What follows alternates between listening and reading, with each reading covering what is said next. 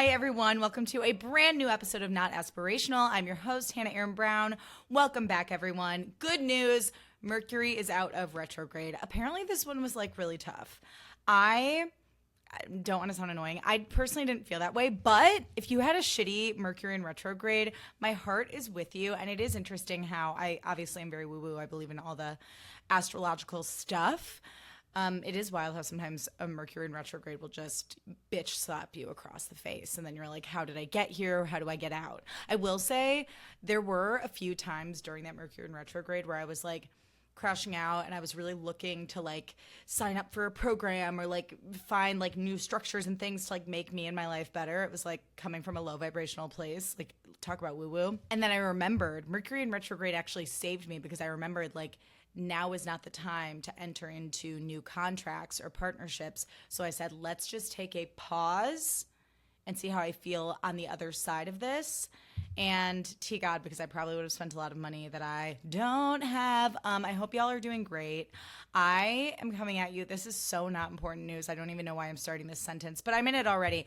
I'm coming at you, if you're watching YouTube, fresh-faced, no makeup today. And it's because front page news, y'all. My closed comedones that I've had on my chin since at least April, maybe March, got, you guessed it, extracted yesterday. And I feel a little fucking stupid because I think I've talked about this a bit on the pod, but like I've been struggling with chin like breakouts really bad since December. And I've never had such like an extended skin issue, like knock on wood, I know that's very blessed and lucky for me. I did used to have these like horrible cystic pimples around my mouth in college. Like when I was stressed, I would get them like on the like border of my lips. So I have some scarring there because I would just pop the shit out of them. But I had these 3 closed comedones. Like my skin had cleared, but these 3 closed comedones would not go away. I went to the dermatologist twice over the course of like 4 months. And she was like, you know, looking at them now, like those could be extracted. You should get a facial with our, you know, in-house facialist. And so I get the facial yesterday. It's divine. Shout out to Yvonne. She gives me this facial. It's great. I fall asleep. By the way, quick tangent. Have you ever fallen asleep during a facial and you're kind of worried that you like did something weird? It's like, did I fart in my sleep during the facial? Did I drool? I could feel myself like dreaming and then like coming back to life and like jerking awake. Like at one point, I think I started like laughing like as I jerked awake, and I was like, that must have been really uncomfortable and shocking for Yvonne, but I'm sure she's seen it all.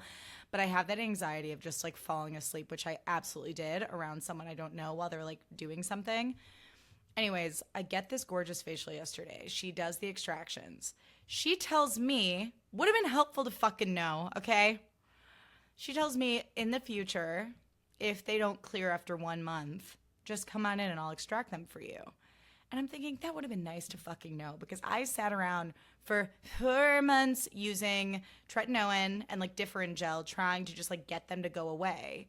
This is Hannah's Dermatology Podcast. Here's what a closed comedone is if you don't know. It is basically like a little breakout that is, it's not a pimple and it's not acne. It's filled with like cells and oil that just like can't escape. So I read online, like if you try and pop them yourself, they'll scar. And I learned that from my lip pimples in high school. So I was like, okay, I just got to wait for these to go away on their own. Meanwhile, sweet Yvonne is like, no girl, like if they don't go away after a month, come on in, I'll get that shit out. So anyway, long story longer, I was advised not to wear makeup for 3 days. So that's why I don't have makeup on YouTube. That is the dumbest story ever. I'm really sorry I wasted your time telling that story. But also, I feel like it's valuable information because, like, respectfully, my dermatologist should have been like, hey, call me in a month. If they're not gone, just come in and get a facial with us. Like, that would have been helpful to fucking know. So anyways, happy that they're gone. What else is happening? What else is going on? Oh, I've been thinking about this question a lot lately, and I would love for y'all to comment or DM, let me know. What sounds more appetizing to you, a pub or a tavern?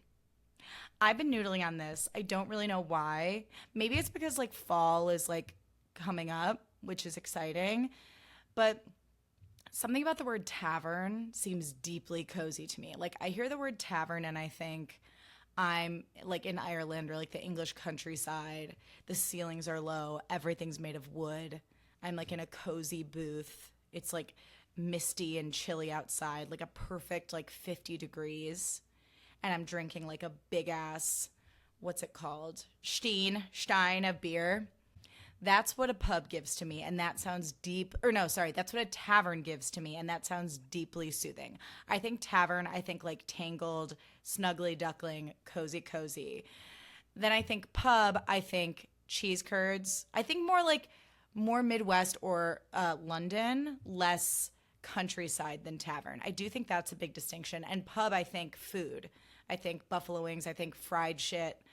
I think maybe a sports game. I think more of a raucous energy, more people hanging out, more shenanigans. Tavern, cozy, pub, shenanigans. But I would love to know what sounds more appetizing to people. I can't pick a favorite. It's like Sophie's choice. But like today, right now, as we're having this conversation, I would love to go to a tavern. A tavern in Ireland on a chilly 50-degree day, and I'm in like a big sweater, just chugging beer and hanging out with my peeps. Doesn't that sound gorgeous? Another thing that I just need to get off my chest is that Protozoa from Xenon is on TikTok now. His fine ass. I think I've told this story before, but I will tell it again because it is that serious. I waited on him once in LA, and it was like him and his wife and their kid and like a bunch of other people. And my move when I was a server was like, if I had to say something, like if someone had made a big impact in my life, I would tell them. And usually it was like niche people. Like I waited on David Fincher too. I never would have talked to him, but I like had to say something to like Sean McGibbon from The Phantom of the Megaplex, Protozoa from Xenon, and Constance Zimmer, who plays Quinn in Unreal. Like those are the types of people where I was like, I need to say something to you right now. So when I waited on Protozoa, this was like a handful of years ago, I was like, so my move was I would wait until they were closed out. We were done. We did not have to interact again. I would drop the check after they had like with the pen for them to sign. And I would be like, just so you know, I love your work. So that was my plan. And as they were getting up to leave, I kind of just quickly, like lightly was like, hey, I love your work. And he was like, oh my God, what's your name? Like he is Protozoa in real life. And I remember being like, oh, like freaking out. He was like, what's your name? Hi, nice to meet you. I'm Phil. And I was like, holy fuck, he's so sexy. And he was so nice. And he was so Protozoa. So now he's on TikTok. And like, I'm thrilled because all the girlies now get to have that exact same experience parasocially through their phones. And that's what I want for us. And I'm just like, Protozoa, better late than never. Apparently he's also a filmmaker now. Like how sick would it be to be in a film where you're like, people are like, oh, who directed it? And you're like, Philip Reese, AKA Protozoa, like major. But I'm so happy he's on TikTok. I think as the millennial girlies, we've been through so much in our lives and like, we deserve this. We deserve this moment. I have to say, I wanted to, like, as usual, you know, I love getting into pop culture with y'all because I didn't want to just do, like, a full episode about my birthday because, like, last week was a birthday episode and then it's like, okay, like, my birthday's fucking over. Remember that episode of Vanderpump Rules where Jax is like, your birthday's over, sweetheart. Your birthday's over, sweetheart, to Stassi in Mexico. He's like, I can bring girls to the boat because your birthday's over, sweetheart. That's how I feel about myself. I'm like, your birthday's over, sweetheart. But I did think a recap would be fun. But like, I didn't want to spend that much time on that. I was like, let's talk about pop culture stuff, like what's going on. But can I be honest? I am feeling so disenchanted by TV right now. Like, I feel like burned out after like Summer House and Love Island on like reality TV. So I'm like taking a break on that. And then when it comes to scripted, like I had like Widow's Bay that I was loving. Like I had a handful of shows that I was really into. And now I'm waiting on Sterling Point to come out next week.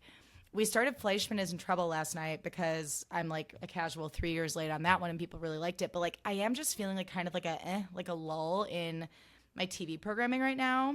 And I mean no disrespect to any shows that are currently airing. I'm just like not into it. So something about me is I love watching like a weeknight movie because it feels like it just makes the weeknights feel more special and exciting. Like sometimes I associate like TV with like weeknights, and I think that makes sense. Like that's the point. Like TV breaks up the work week. But like in high school, I would sometimes be like, oh, it's like Tuesday night, I'm done with my homework, like let's watch A Bronx Tale. Like I would just like pick a movie and watch it during the week. And I think I need to get back into that. But the problem is Jake doesn't like watching movies during the week. Like he associates them with the weekend.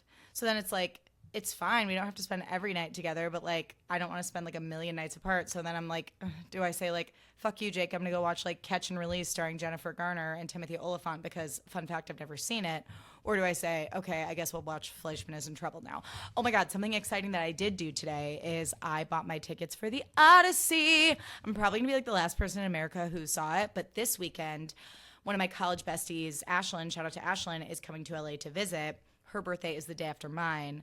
So she was like, listen, what if we just did a little like belated B-Day hang? I was like, let's fucking go. So we're going to get dinner and martinis and it's going to be a cute weekend. And we're going to hang out at her hotel pool, which like we all know there's nothing I love better than a pool / hotel pool.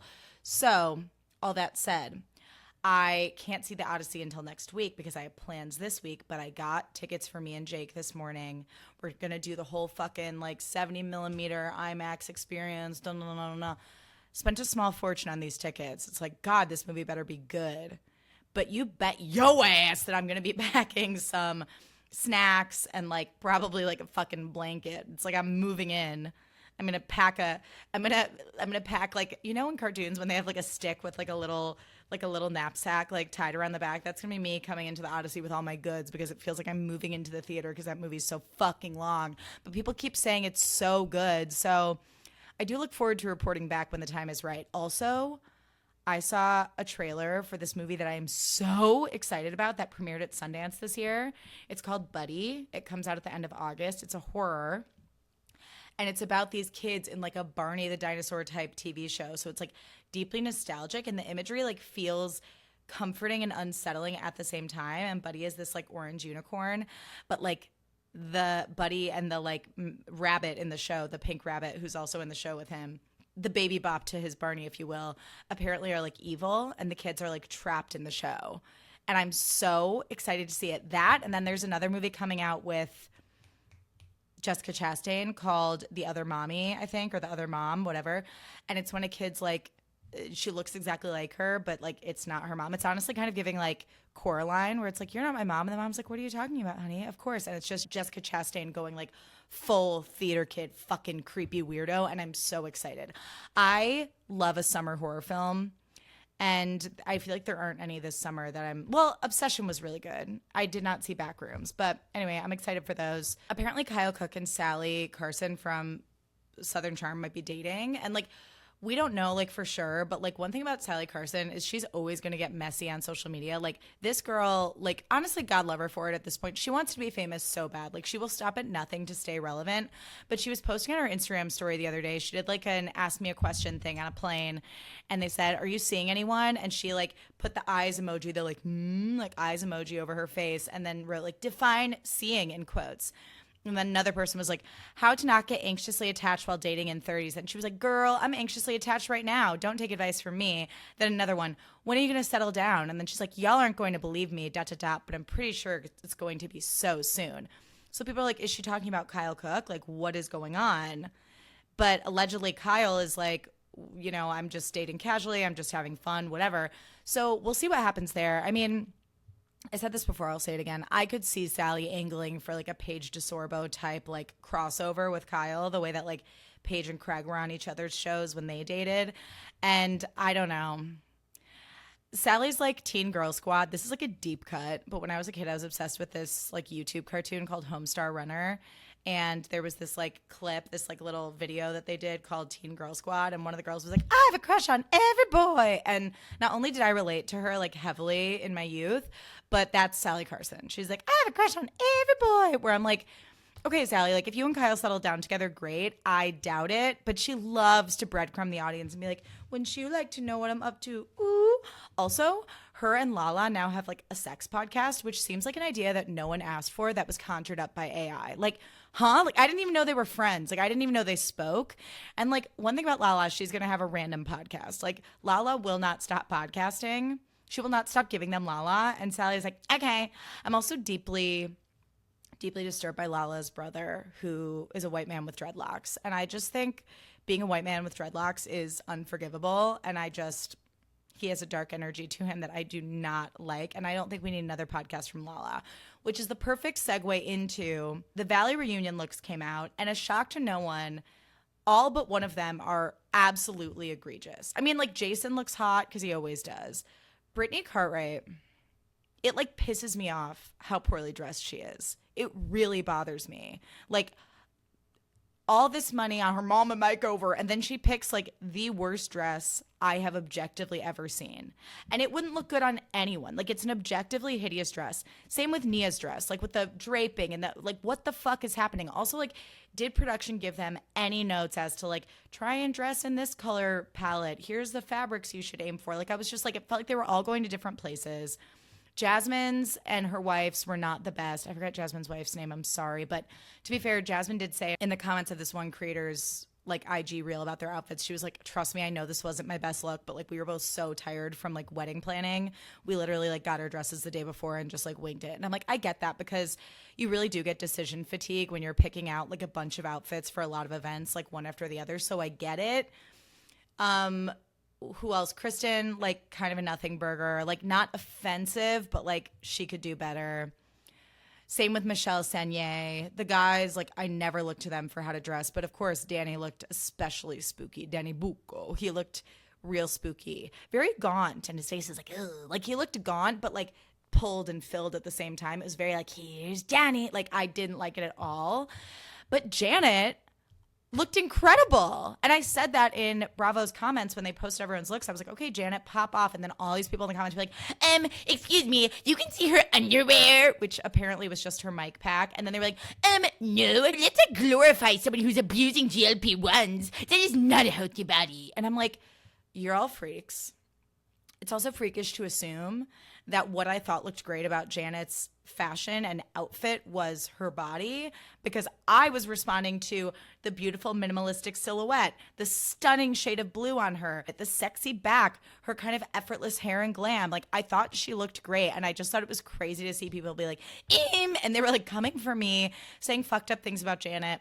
And I know that Janet is not everyone's cup of tea, and I know that Janet and I have at this point kind of funny herstory from BravoCon, but like I think she's misunderstood. I think out of all the people on this show, Janet does not deserve, like your spirits might not agree. You might not like Janet. You might not want to be friends with Janet. But if we look at what these people on this show have done, I just don't think that Janet is like, should be the recipient of like this level of rage. Like I think it's like kind of crazy. Like I'm sorry, I will be aiming straight for Nia and Danny Bucco. And Luke. Like, Luke is a fucking weirdo. Lots of weird shit afoot on that show, which, again, I've become disenchanted with. But, like, leave Janet alone. Okay, before we get into my birthday recap, I want to talk about something that I saw on social media through a friend of the pod, Dr. JD Barton, that I've also been talking about with my therapist, Doctor. And this is for the people pleasers out there. So as y'all know, I'm a recovering people pleaser, and I'm actively working through this. And JD made a video about this, which is microdosing boundaries. And I was thinking about this, like, because JD made a video basically explaining, like, if you are a people pleaser or like a recovering people pleaser and you're really afraid to make a boundary, start in like low lift ways. So I like had that in mind. And recently, like I was in my day-to-day life and I felt so proud of myself, because, you know, when you're like in therapy and then you like find yourself applying it in a real situation and you're like aware of it and you're like, fuck yes, I did that thing that I talked about with my doctor. This is so great. I realized I was actively microdosing boundaries, and I wanted to share with you like a couple ways that I did that in case you're like working through people pleasing stuff and you want like easy low lift ways to make boundaries. So here's some instances that I had recently where I found myself doing it. So when I was shopping for my birthday outfit, I mentioned this last week. I got this like silky navy pajama top from Aerie, and it had a matching pair of shorts, and I tried the set on, but I did not like how the shorts looked on me. And I was talking to one of the employees about like, oh, like how would you style this? I know there's matching shorts, but like I don't like those on me. So like what else do you think I could wear with this? And literally just the act of saying, I know there's matching shorts, but I don't like them. What else? It's so crazy. But as a people pleaser, you know, like it can feel like inherently confrontational to be like, I don't like that. So that was one way where I was like, not a fan of the shorts, obsessed with this top. How would you style this?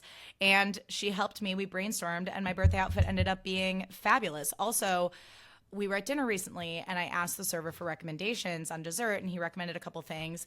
And then I like took a minute and I kind of like sat on it and I was like, you know, I really want this. And like, again, not getting what the server recommended and being like, hey, I'm going to actually do this, felt like a boundary for me, which is crazy again, but like not really. If you're a people pleaser, you like don't want to like quote like hurt anyone's feelings, and you kind of find yourself just saying yes to things all the time. And then the last one that I noticed recently was I was in the process of like making an appointment, and the doctor's office was like, okay, this week I have openings on this day or this day or this day. And I was looking at my schedule and I was thinking like, I could try and squeeze this in, but I don't think I actually have like the bandwidth. And I was like, you know what? Actually, this week isn't great for me. Could we look at these dates instead? And it was totally fine. But in the past, I definitely would have been like, okay, I need to get in there as soon as possible for this like run of the mill appointment. And like, I can't push back and be like, well, do you actually have other times? So if you're working through people pleasing stuff, I highly recommend microdosing boundaries in like easy, low lift ways, because then you gain confidence. Because then, like, when you're faced with something where it's like a little bit scarier to make the boundary, you have evidence that you've done it before and it was fine and it was no big deal and no one got mad at you and the world's not going to end. So, little therapy speak for today. And we're actually going to get into a little more therapy speak when we get into my birthday recap right after this break. Okay, welcome back, everyone. So, back to therapy stuff. I had a therapy session Tuesday before my birthday, and I chatted with Dr.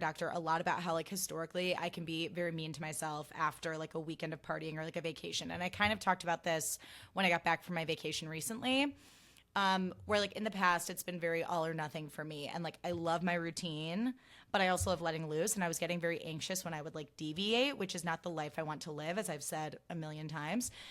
And she asked me this question that I thought was really helpful during our session. She was like, what evidence do you have to prove that you won't get back to the routines that you enjoy after like a night out or a vacation or whatever?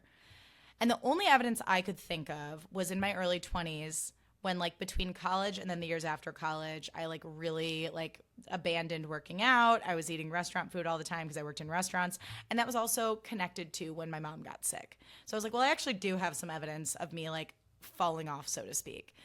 And then I was reflecting on that and I was like, but it's actually not the same thing, because in college, my version of like routine was like restrictive and full of punishment. And now it's like things that I enjoy, like moving is something I enjoy, cooking is something I enjoy. So like energetically, they feel very different. And then she was asking me like how I feel about wellness Hannah versus party Hannah.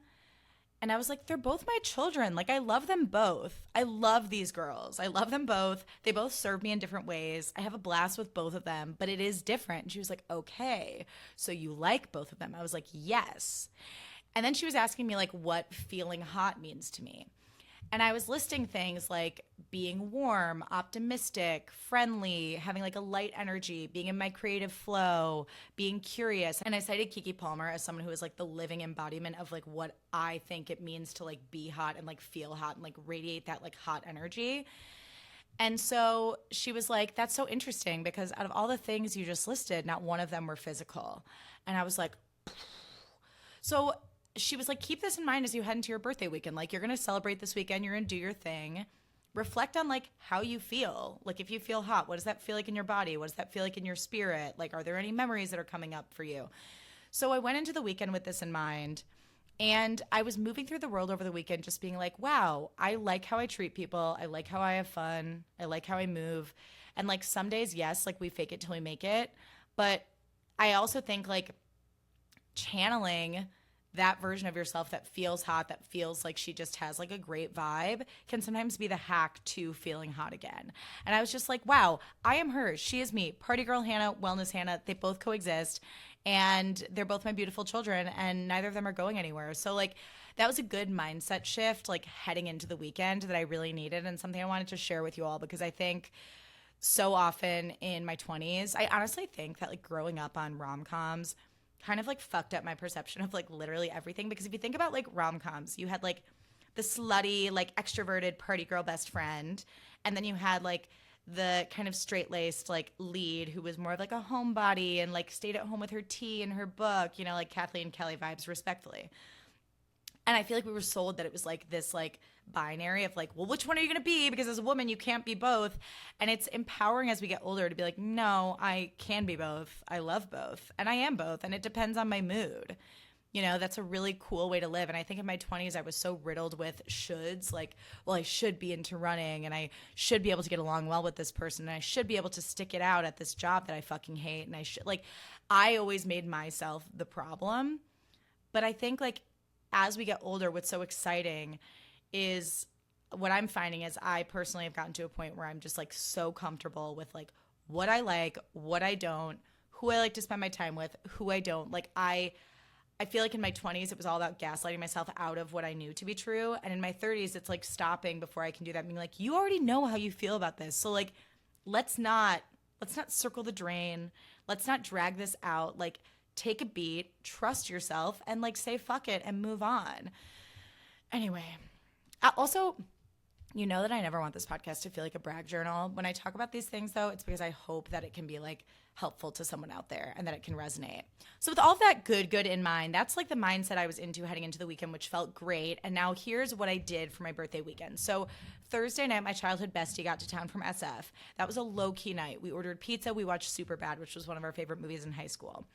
Friday, I worked during the day, and then that afternoon, we got spray tans, and we went to Candle Delirium. And when I tell you, we smelled candles. We truly were in a candle delirium. We smelled candles for like an hour, to the point where I was like, I am low-key getting a headache. Like, I need to fucking pick a candle. And I was like really in my head about being like, no, like it has to be special. It has to be unique. It has to be like a scent I've never bought before. And again, going back to the idea of shoulds, it's like, why? Well, because it's my birthday, so it should be special. How about it's your birthday, so you should get a fucking candle that you like, whether it's a new scent or not. So I went back to one of my favorites, Boy Smells Less, which is, it just puts me in a good mood. I was like, let's not overcomplicate this. Also, sorry, quick tangent. Another thing that I used to do for my birthday every year is I would make a playlist with like the age I was turning as the title of the playlist, and I would just add songs to it for whatever like vibe I was feeling that year. And in the days leading up to the weekend, I was like, oh my God, I haven't made my playlist yet. Like, I really have to do that. I have to do that. I have to do that. And then I started looking back, being like, did I make one for 31? Oh, no, I skipped that year. Did I make one for 29? No, but I didn't make one for 27 and 28. And I was like, Hannah, if it's stressing you out, don't fucking do it. Like, if you're not going to enjoy it, don't do it. You'll have other memories apart from a fucking playlist. Again, that's another idea of a should. So just like if you have a birthday coming up or really any moment in life that you want to be special, like try to strip the shoulds away from it, because I think sometimes that gets us in our heads and it makes us be mean to ourselves, and it like robs us of the joy of like being in the moment. So I did not make the playlist until the morning of, where I was like, okay, well now I'm in the mood to do it. So I like threw together a playlist in like 10 minutes for my little pregame, and it was great. Anyways, so we got our candles. And then that night we went to dinner at Casa Leo, and which is a really fun like tapas place. And Jake and I befriended one of the servers there. He's awesome. Shout out to Kevin. And we got my favorite cheesecake, the Helen's cheesecake. It's unbelievable.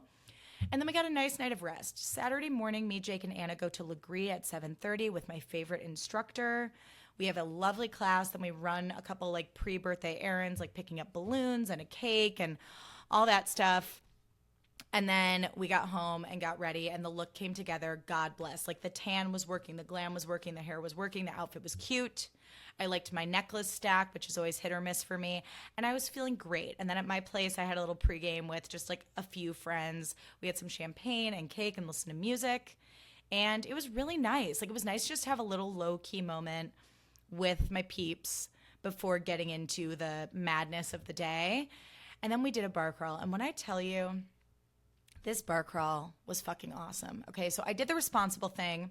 I emailed the two restaurants that we were going to first, one of which I used to work at, and just to be like, hey, I'm coming in on this day. Like, can you accommodate us, whatever. So the first two bars were like the nice ones, and they were so accommodating and nice. They reserved like a ton of space for us. This was at like 1 o'clock on Saturday. So thankfully it was like kind of a lull in the day. So I was happy to like give these spots business, but also there was like so much space, and they were so nice to us and made sure that we had like plenty of room, and they took care of our party. And it was also nice because like people could order food if they wanted food or go to the bar, but it was very much just like open your own tab, choose your own adventure. I don't know about you, but like I sometimes get very stressed out by like a birthday dinner when it's like super expensive and everyone's like, and how much do I pay? And so it was nice that everyone could just sort of do what they wanted and stay as long as they wanted. So we went to Mess Hall first, then we went to Encanto, and they were super accommodating too. We like took over the whole bar, and they were so fucking nice. The servers were lovely. The manager was amazing. They gave me like a bunch of churros with a candle, and I looked around, and it literally felt like the end of Big Fish. Like I was looking around like about to cry, like, oh my God, everyone is here. Like I feel like after 8 years of living in LA, I really feel like I have my people and my community out here. And the hardest thing about living here for so long was that like I had friend groups that like I really tried to make it work with, and I just didn't feel good about myself, and it just like wasn't working. And so then when I finally walked away from those, I was not more lonely, but like differently lonely, where it was like I was lonely when I was in the friend groups that weren't working, because I would be at a party and be like, everyone's having fun but me. Like, why am I not happier? Why is this working for all these people here, but I'm miserable and like scared to be here? So I was lonely in a way of like, if I want to hang out on the weekends with anyone but Jake, like who do I call? So there was like a year plus like that. And so like to look around at my birthday this year and just be like, I have a lot of friends and a lot of people that I could call if I wanted to hang out, or if I needed a helping hand, or if I needed a shoulder to cry on. Like I have just such a beautiful community of people out here, and I felt very, very grateful. And if you're at a point in your life where you're like in sort of a social transition, just wait it out, say yes to things as much as you can, and like get out there, because like you do not deserve to stay in friend groups that don't feel right to you, that don't make you feel good about yourself. And I promise, like, your people are out there waiting for you. And before you know it, you'll be drunkenly eating churros at a bar, looking around at them, thinking about big fish, you know, which isn't that the dream? So then after that, oh, another thing too was at that second bar, the biggest compliment I could have gotten was I had multiple friends from different friend groups go up to me and be like, God, all your friends are so nice. And I was like, that is the biggest compliment I could receive, because I do believe that your friends are a reflection of you. And the fact that like I could put all my friend groups in one place and they could all just like flow and get along and strike up conversations and have a good time, like it just really, really meant the world to me. Then from there we went to Drawing Room, which is like a cash only dive bar in LA. At this point I start drinking. Oh, I should talk about what I drank. Okay, so started with some bubbles. You guys are gonna be like, you're a fucking idiot. Started with some bubbles. At the first place I had a spicy mezcal made, delicious off-menu cocktail. At Encanto, I just had more bubbles. Drawing Room, I switched to light beer, but then someone gave me a shot of Fireball. Eek! So I sipped on that, okay? So Drawing Room is like where it's starting to get a little fuzzy. Then we go to Ye Rustic. At that point, I fully transitioned to beer. We're having like pitchers of beer on the patio, wings, fries, onion rings. It's also like throughout the day, anytime like food was presented to me, I was like, I'm in, let's do it, let's go. Like I was just like fueling up all fucking day. Then at Ye Rustic, as we're enjoying our wings and our beer, our server, shout out to Alaska, his name's Alaska, he's an icon. He played the Romanian pan flute, which if you've never seen one of those, it kind of looks like an ocarina, and like don't mistake it for an ocarina, because we were corrected. But he was like coming up to our table being like, can I get you anything? And it was hilarious. It was so iconic. Like I just love a silly, goofy, drunken night. And I was like cracking up. Then he takes out an accordion and he starts playing a song, and we like are like singing along. It's this like Italian song. I don't remember the words, but we were all like really into it. And then after that, against my better judgment, the final 5 of us, me, Jake, and 3 other gal pals, walk to the Dresden. They give us a corner booth. We see some live jazz. I do my best to drink a martini, but I ultimately can't finish it. And then I was in bed by like 11 p.m. I mean, it was a special day. It was a gorgeous day. I had so much fun. Do I remember the Dresden? Like, not really. Am I a little embarrassed? Yes, but like that's like my cheers. Like I know the people who work there, and they've seen a lot worse. They've seen me in a much worse state. I was a very happy drunk, which I've not always been a happy drunk when I've been there. Anyways, it was a gorgeous day. And then I slept for a long time in my new Hillary Duff shirt that friend of the pod Tess gave me, falling asleep to Vanderpump Rules season 2, Stassi's birthday. And then woke up the next morning. Jake and I walked the dog. We got a coffee. We went to breakfast with my friend Anna. Then we got a resort pass and went to a hotel pool with Anna and then my sister-in-law Abby. We hung out there for a while. I went home and took a nap to this new Netflix documentary called Toxic Love that was fucking nuts. I honestly couldn't really follow it. It was kind of crazy, like too crazy. Maybe I'm just not smart enough. I was like going in and out of sleep during it. Then I got ready for dinner. That outfit came together. My little navy chemise, micro mini skirt, cute heels, glam came together. I was just like, I'm feeling good. Slathered my arms and legs in Vaseline. I was like, I look like a fucking real housewife right now. I'm feeling sexy. Jake and I get a Waymo. We go to dinner at Cafe Stella, and we had such a fun server, and we had just like a 10 out of 10 fabulous date. We shared the moule frite, the mussels with fries. We shared the most gorgeous shrimp cocktail. I'm not exaggerating. I've ever had. Like, the shrimps were so big and chilled and yummy, and the cocktail sauce was Davoon. And then we shared these really good carrots that had this like béarnaise sauce, and I think one more thing, and then we got profiteroles for dessert, and it was just like a delicious meal. And the inside of the restaurant was so beautiful, and the vibes were so good. And I was just like so happy. We shared a gorgeous bottle of Bordeaux, and then we switched over to Bar Stella and got some martinis. We had like way too many cocktails, got fucking hammered. But like, you know when you're on a date and you're just in like a very like flirty, cutesy, giggly mood, and the conversation is just like, you're both just like in the same mindset? Like, it was great. Like, we were both just, we had the best time. And yeah, that was my birthday weekend. It was a really beautiful balance of like friend time, family time, me and Jake quality time, and I just could not be more grateful, like truly. And like, while the Monday scaries were present, also I was fine. Like, I was fine. I think like if anything on Monday I was like, crap, like real life is still happening. Like, I have to go grocery shopping. I have to like, you know, figure my shit out, like put away my laundry, whatever, da da da. But like, there was, thanks to Dr. Doctor, like a sense of calm of like, I was fucking sexy last week. I'm just as sexy now after like 3 days of partying. It's fine. The laundry will get done. The groceries will get done. We're good. Everything will settle back in. And obviously it's like sometimes the scaries hit harder than other times.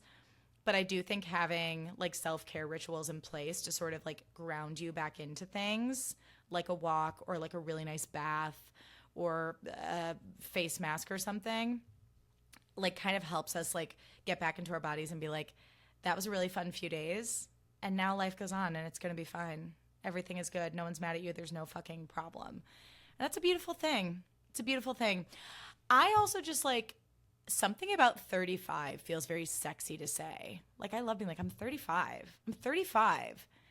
I like how I behave. I like how I carry myself through the world. And again, I do think something I have to acknowledge is that I'm at an up point in my life right now.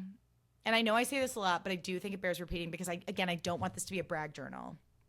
I'm at an up point right now where like shit is good. Shit was bad in my 20s. Shit is good right now.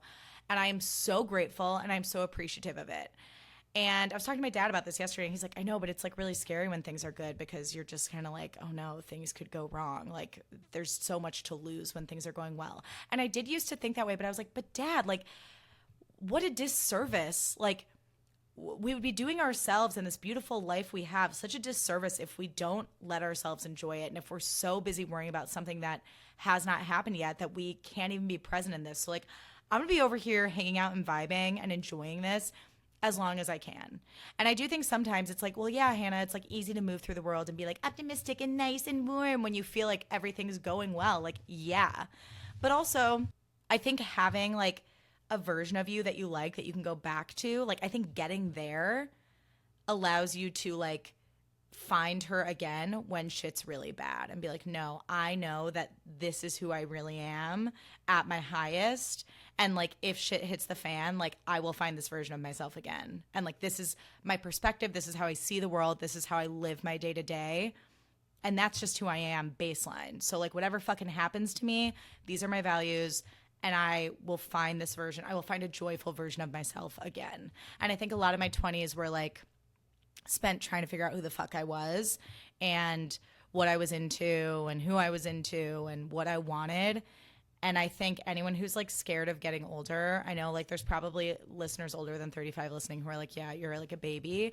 But like anyone who's younger than me and is like scared of getting older, I just like need to let you know it gets better because you give less of a fuck and you know yourself better. So like, be curious, ask yourself questions, peel back the layers, get the fuck out there and do it. I'm pretty sure I ended my episode last week in a very similar headspace, but this week, don't worry, we're actually going to wrap up with Hannah's Hot Girl Corner and grow up.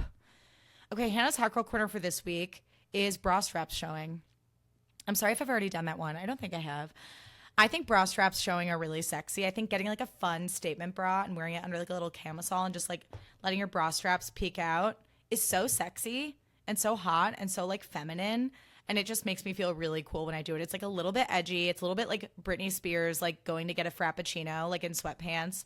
And I just love everything about it. I think if you're like, this outfit, like I'm feeling a little bored and just like jeans and a tank top, throw on a fun bra under it and then let those straps hang out. See how you feel. See how you feel. Okay, grow up for this week is announcing your departure from social media or when you're going to mute somebody.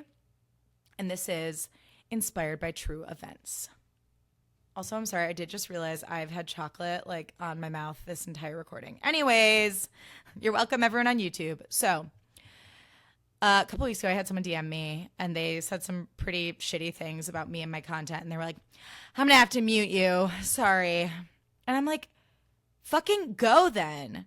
Go. Mute me. But I think to announce that you're muting someone or unfollowing them is so losery and embarrassing. It's like when people in the comments on TikTok are like, unfollowed. I'm like, oh my God. Okay, keep it moving. Like, I've never unfollowed someone and been like, did you see that I unfollowed you? It's like, no, you just unfollow them and fucking move on with your life. Like, it's so bizarre to be like, I'm out of here. Like, live your life, but like, it's really not my business. It's not my business. Like, if I'm not losing sleep at night over what I post on the internet or my behavior, you being offended and feeling like you need to tell me as if that's going to impact like anything I fucking do over here is wild and embarrassing. Similarly, I'm not going to name names, but certain celebrities will be like, Instagram is too much. I'm deactivating. And then like 2 days later, they'll be like, anyways, so I'm back. Link to my, link to this thing that I just launched. And it's like, just go, like, just take a beat. Just delete Instagram off your phone for a few days. But this whole like, I'm going to go, it's just like so attention hoary in a way where I'm like,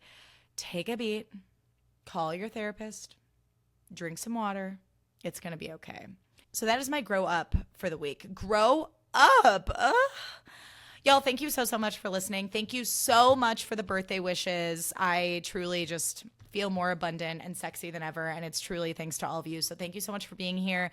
If you love this episode and or this show, leave it a rating and a review. Share it with a friend. Post it on your social. Everything helps. If you ever want to get in touch with me, you can always email the podcast at notaspirationalpod@gmail.com. And if you don't follow me already, give me a follow at Hannah Aaron Brown on Instagram and TikTok. Watch full episodes on YouTube. And I hope you all have an amazing rest of your week. Love y'all, and I'll see you soon. Bye.